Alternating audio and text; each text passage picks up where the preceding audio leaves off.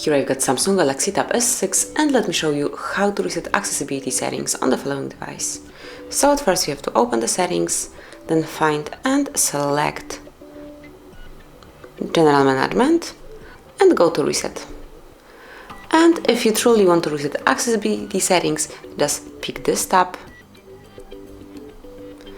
And to confirm that you want your accessibility settings to be reset, click on Reset Settings. Then draw your unlock pattern if you have one.